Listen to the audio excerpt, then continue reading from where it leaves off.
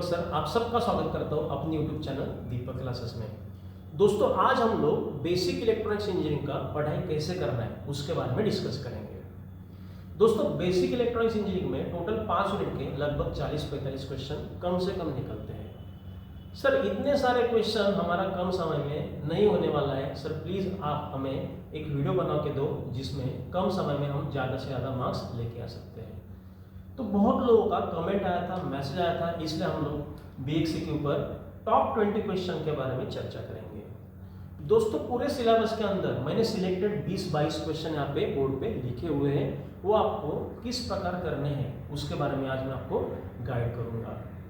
दोस्तों पढ़ाई करते समय टोटल 5 यूनिट में से आप सबसे पहले 2 यूनिट जो है वो मत लेना। सबसे लास्ट वाले 3 यूनिट जो है यूनिट नंबर 4, 5 और 3 वो आपको पहले टारगेट करना है।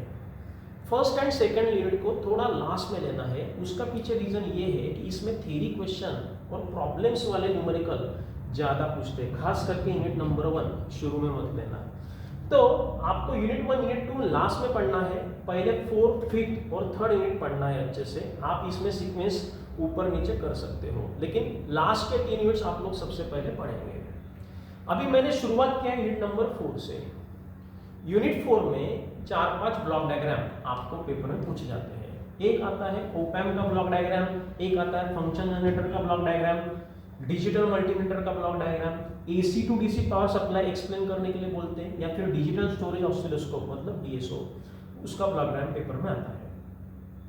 सर ये ब्लॉक डायग्राम बहुत लंबी होती है, उसको पढ़ने के लिए समय लेता है।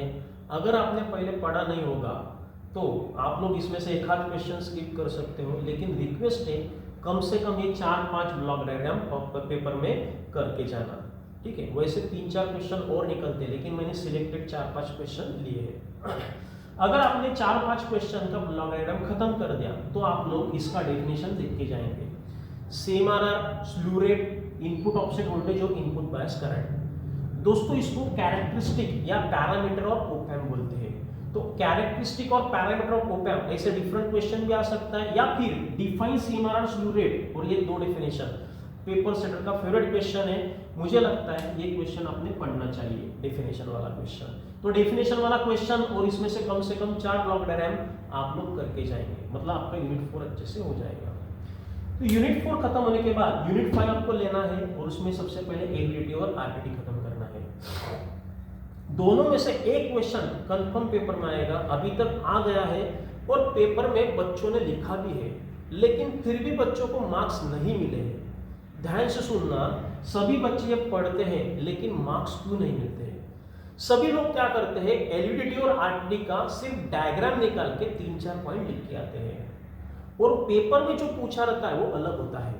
पेपर में उसका प्रिंसिपल ऑफ ऑपरेशन तो पूछते ही है, लेकिन उसके साथ उसके एडवांटेजेस, डिसएडवांटेज और एप्लीकेशन को भी 1-1 मार्क होता है। मतलब समझ लो 5 मार्क के लिए एलडीटी या 5 मार्क के लिए आरटीटी आया, और आपने सिर्फ उसका डायग्राम निकाला और उसका 1-2 पॉइंट 2-3 पॉइंट लिख के आए, तो आपको 5 में से 1 या 2 मार्क्स आएगा, और आपने घर पे जाने के बाद उसके कैलकुलेशन करते समय आपने 4 मार्क्स पकड़े होंगे। तो रिक्वेस्ट करूंगा एलडीटी आरटीटी आपको करना ही है, एक आने वाला ही है, लेकिन इसके 5 पॉइंट्स खत्म करो। कौन कौन से 5 पॉइंट? एक तो उसका डायग्राम मतलब कंस्ट्रक्शन, उसका प्रिंसिपल ऑपरेशन मतलब वर्किंग, उसका एडवांटेज, डिसएडवांटेज और एप्लीकेशन। वापस बोलता हूँ ये 5 पॉइंट, ये 2 टॉपिक के खत्म करो। ये खत्म होने के बाद दोस्तों आप लोग जाएंगे जीएसएम की ब्लॉक डायग्राम की तरफ। आप जीएसएम का ब्लॉक डायग्राम एक्सप्लेन करने के लिए पूछेंगे तो आप निकालेंगे और उसका एक्सप्रेशन लिखेंगे। Block diagram of communication system के अलग अलग एलिमेंट्स होते हैं, तो पेपर में पूछते समय कैसा पूछाएगा, explain elements in block diagram of communication system. ये क्वेश्चन पक्का करना है। बायोसेंसर पेपर सेटर का फेवरेट क्वेश्चन है। बायोसेंसर का ब्लॉक डायग्राम वर्किंग आपको वहां पे पूछा जाएगा, तो इसको पक्का निपटा देना। ट्रांसड्यूसर का सिलेक्शन क्राइटेरिया, अलग अलग क्राइटेरिया आपको कंसीडर करने पड़ते हैं व्हाइल सिलेक्टिंग अ ट्रांसड्यूसर। वो सिलेक्शन क्राइटेरिया क्या होता है, कौन कौन से पॉइंट उसमें कंसीडर करने पड़ते हैं, वो आपको पेपर में पूछा जाएगा। तो दोस्तों यूनिट 5 में मैंने 6 क्वेश्चन, 1-2 क्वेश्चन ज्यादा लिए as compare to other units. उसके पीछे रीजन है कि यूनिट 5 में न्यूमेरिकल नहीं आता है, पूरा थियोरेटिकल यूनिट है, तो मुझे लगता है आपने 6 के 6 क्वेश्चन पढ़ना चाहिए। उसके साथ आप कोएक्सियल ऑप्टिकल फाइबर केबल का शॉर्ट नोट करके जाएंगे। अगर टाइम मिलता है तो आप ये करेंगे, नहीं तो आप स्किप कर सकते हो, क्योंकि दोनों में से कौन सा आएगा वो फिक्स नहीं होता है। लेकिन सर मैंने पूरा पढ़ लिया है, मुझे एक्स्ट्रा क्वेश्चन चाहिए, तो तू शॉर्ट नोट ऑन कोएक्सियल और ऑप्टिकल फाइबर केबल कर ले। तो यूनिट 5 में 6 क्वेश्चन, यूनिट 4 में 5 क्वेश्चन, उसके बाद आप लोग जाएंगे यूनिट 3 की तरफ। दोस्तों यूनिट 3 में ये चारों क्वेश्चन आपको करना है, एक भी स्किप नहीं करना है। सबसे पहले आप लोग करेंगे डी मॉर्गन्स थ्योरम। दोस्तों डी मॉर्गन्स थ्योरम क्या होता है? a प्लस बी का bar equal to A bar dot B bar और a डॉट बी का bar equal to A bar plus B bar. तो दोनों स्टेटमेंट उसको बोलते हैं कॉम्प्लीमेंट का product is the sum of complement and the complement of sum is the product of complement. तो दोनों स्टेटमेंट याद से लिखने, क्योंकि क्वेश्चन पेपर में आता है, बहुत बच्चे एक स्टेटमेंट लिख के आते हैं, नहीं चलेगा। आपको स्टेटमेंट थ्योरेटिकल भी लिखना है, उसका फॉर्मूला भी लिखना है, उसका एक्सप्लेनेशन भी लिखना है। डी मॉर्गन्स थ्योरम लिखने के बाद आप लोग हाफ एडर और फुल एडर लिखने वाले हो। वहां पे half adder full adder question करते समय full adder using two half adder का क्वेश्चन भी निपटा देना। इसका डायग्राम पेपर में आता ही है। अगेन रिपीट करता हूं, draw full adder using two half adder. तो हाफ एडर फुल एडर खत्म होने के बाद इसका डायग्राम पक्का करके जाना, उसका सम और कैरी का एक्सपेंशन, मतलब उसका फॉर्मूला पता होगा आपको। ए XOR B इसमें होता है, इसमें A XOR B XOR C होता है, कैरी का फॉर्मूला इसमें, और इसमें सम और कैरी का फॉर्मूला, इसमें दोनों में करके जाना है। 3 नंबर और 4 नंबर में मैंने माइक्रोप्रोसेसर और माइक्रो कंट्रोलर का रखा है। दोनों का ब्लॉक डायग्राम आपको करना है, क्योंकि पेपर में एक वहां पे आएगा। और ब्लॉक डायग्राम नहीं भी आया तो डोंट वरी, उसका कंपैरिजन दोनों के बीच का देखने को मिल जाएगा। कंपैरिजन तो बहुत इजी है, वो आपका 2 मिनट में हो जाएगा, लेकिन इसका ब्लॉक डायग्राम कर लेना, कम से कम एक रहेगा।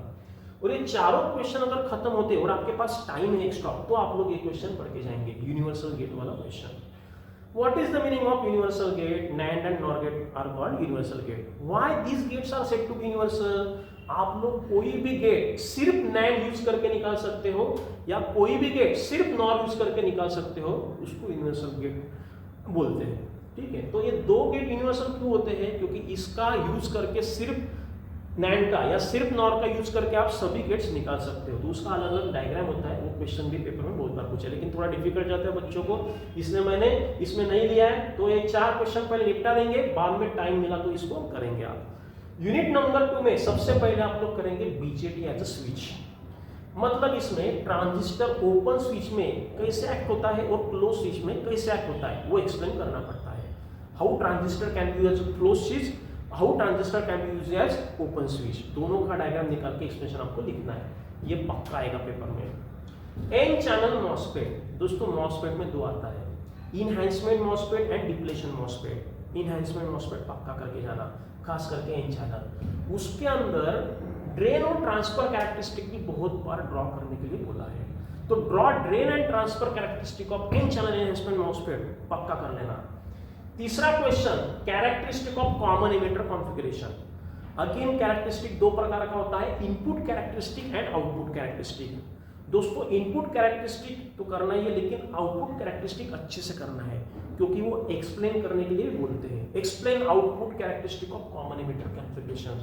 तो मुझे लगता है आप 3 नंबर पे ये क्वेश्चन करेंगे, और अगर ये 3 क्वेश्चन खत्म होते तो आप लोग चौथी तरफ मूव करेंगे। सीक्वेंस में पढ़ना है, एक पहला ये पढ़ना है, दूसरा ये पढ़ना है, तीसरा ये पढ़ना है। चौथा क्वेश्चन करेंगे आप single stage common emitter amplifier का block diagram. Single stage common emitter amplifier, sorry block diagram नहीं, उसका एम्पलीफायर का सर्किट निकालना पड़ता है और उसको एक्सप्लेन करना पड़ता है। Single stage common emitter amplifier का सर्किट निकाल के उसका एक्सप्लेनेशन आपको लिखना है। तो ये 3 क्वेश्चन खत्म होने के बाद ये क्वेश्चन आप लोग करेंगे। उसके अलावा मैंने 2 कंपैरिजन भी लिखा है, ये बहुत ईजी है, कम समय में होता है, लेकिन हर पेपर में नहीं आता है, रेयरली पूछते हैं, इसलिए मैंने नीचे लिखा है, कंपेयर CBC/CC और BJT/FET। लेकिन कम टाइम में होता है, पेपर सेटर बहुत बार डालता है, इसलिए मैंने ले लिया कंपेयर CBC/CC और BJT/FET। उसके आगे अल्फा बीटा का रिलेशन मैंने लिखा है, उसका डिराइव करने के लिए बोलते हैं। कम से कम दोस्तों इसका रिलेशन का फॉर्मूला रट लेना, क्योंकि उस फॉर्मूले के ऊपर इजी न्यूमेरिकल आने वाला है। ठीक है, ये फॉर्मूला और उसके साथ और एक फॉर्मूला है, वो 2 फॉर्मूले मिला के एक न्यूमेरिकल पूछते, बहुत इजी है, वो कर लेना। तो मुझे लगता है यूनिट 2 में आपने 3-4 क्वेश्चन पहले पढ़ना चाहिए। उसके बाद यूनिट 1 में रेक्टिफायर को पहले टारगेट करो आप लोग। रेक्टिफायर में 2 प्रकार का रेक्टिफायर होता है, हाफ वेव और फुल वेव। दोस्तों रेक्टिफायर क्या होता है? Rectifier is electronic circuit which convert AC into pulsating DC. जो सर्किट एसी को पल्सेटिंग डीसी में कन्वर्ट करता है उसको रेक्टिफायर बोलते हैं। तो हाफ वेव और फुल वेव का मतलब क्या है? हाफ वेव मतलब हाफ साइकिल में आउटपुट देगा, फुल वेव मतलब हाफ पॉजिटिव हाफ साइकिल में भी देगा और नेगेटिव हाफ साइकिल में भी देगा। इसके अंदर दो रेक्टिफायर होता है, एक होता है सेंटर टैप फुल वेव और एक होता है ब्रिज रेक्टिफायर। दोनों में से एक कम से कम पेपर में आएगा, ज्यादा करके ब्रिज पूछते हैं, लेकिन आप सेंटर टैप भी पढ़ के जाना। सेंटर टैप में दो डायोड यूज होते हैं, ब्रिज में 4 डायोड यूज होते हैं। तो उम्मीद करता हूं आप लोग रेक्टिफायर का क्वेश्चन पहले खत्म करेंगे। रेक्टिफायर खत्म होने के बाद एक्टिव पैसिव कंपोनेंट का डेफिनेशन पेपर पूछ जाएगा, define active and passive component, examples, और नहीं पूछा तो उसके बीच का कंपैरिजन पक्का पूछा जाएगा। तो compare active and passive component, ऐसा भी क्वेश्चन आ सकता है। ये दोनों क्वेश्चन खत्म होने के बाद आप लोग एलईडी और फोटोडायोड खत्म करेंगे। ये क्वेश्चन रेयरली पूछा जाता है, इसमें से कौन सा आएगा वो पता नहीं, इसलिए मैंने 3 नंबर पे लिखा है, लेकिन ये रेक्टिफायर का क्वेश्चन तो हर पेपर में आता है। तो सबसे लास्ट में एलईडी फोटोडायोड पढ़ो, उसका कंस्ट्रक्शन, उसके बीच का कंपैरिजन। दोस्तों यूनिट 1 में बहुत सारे क्वेश्चन निकलते हैं, मैंने तो 3 ही क्वेश्चन आपको दिए हैं, कम से कम 3 तो आपने पढ़ना चाहिए, ठीक है। तो मुझे लगता है यूनिट नंबर 4, यूनिट नंबर 5 और यूनिट नंबर 3, मतलब लास्ट के 3 यूनिट्स आपने अच्छे से पढ़ना चाहिए। ये 14-15 क्वेश्चन अगर आपने अच्छे से पढ़ लिए तो ही आप लोग यूनिट 1 यूनिट 2 की तरफ मूव करेंगे। अभी दोस्तों प्रॉब्लम्स में क्या पढ़ना है? प्रॉब्लम में 100% प्रॉब्लम कौन से आएंगे सर? दोस्तों प्रॉब्लम जो आने वाले वो रेक्टिफायर के ऊपर कंफर्म आने वाले, ठीक है। उसके बाद नंबर सिस्टम के ऊपर कंफर्म आने वाले, decimal to binary, octal, hexadecimal, कौन सा भी सिस्टम इनटू कौन सा भी सिस्टम आप पूछेंगे वो प्रॉब्लम, या फिर सब्ट्रैक्शन यूजिंग टूज कॉम्प्लीमेंट। लेकिन इसका फॉर्मूलेस बहुत सारे हैं, अगर आपने ये पहले पढ़ा नहीं होगा तो आप लोग 11th आवर पे नहीं कर सकते हो। हाँ, लेकिन इसके प्रॉब्लम आप लोग 11th आवर पे कर सकते हो।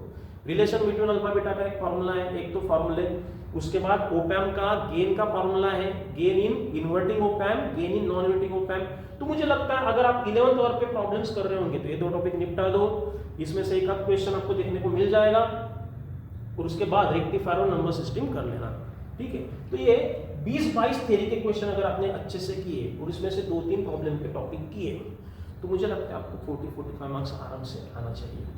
दोस्तों प्रॉब्लम्स हम लोग नहीं किया तो चलेगा क्या? मतलब सिर्फ थ्योरी करके हम लोग गए तो हमारा सब्जेक्ट निकलेगा क्या? एक चीज याद रखो, 15 से 20 मार्क का न्यूमेरिकल आप लोग एक्सपेक्ट करेंगे, मतलब 50 मार्क का थ्योरी है, और थियोरेटिकल सब्जेक्ट में मार्क्स कट बहुत होते हैं क्योंकि पेपर प्रेजेंटेशन बहुत मैटर करता है। अगर आपने हैंडराइटिंग अच्छा निकाला, डायग्राम बड़ा बड़ा निकाला है, अच्छे से लिखा है, उसको समझ में आ रहा है, वो रीडेबल है, तो मार्क्स अच्छे मिलते हैं। और बहुत मतलब 50% बच्चे ऐसा नहीं लिख पाते।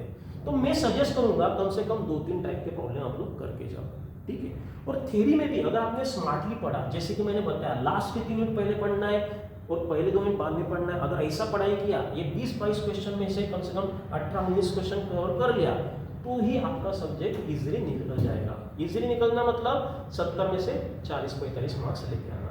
तो दोस्तों उम्मीद करता हूँ आपको पढ़ाई कैसे करना है, पहले लास्ट 3 मिनट्स और बाद में पहले 2 मिनट, उसके कौन से क्वेश्चन निपटाने वो आपको समझ में आए हैं। अगर वीडियो पसंद आया होगा तो वीडियो को लाइक पक्का करना और चैनल को सब्सक्राइब कर देना, ठीक है। तो कोई भी डाउट होगा तो आप लोग मुझे मैसेज कर सकते हैं, व्हाट्सएप नंबर आपके पास है, या फिर पढ़ाई करते समय प्रॉब्लम्स सर हमको डिफिकल्ट जा रहे हैं, हमने प्रॉब्लम्स की किए तो चलेगा क्या, कॉमन क्वेश्चन मुझे पूछते बच्चे, स्किप मत करो, 2-3 टाइप के प्रॉब्लम करके जाओ, ठीक है। आज रुकते हैं, थैंक यू।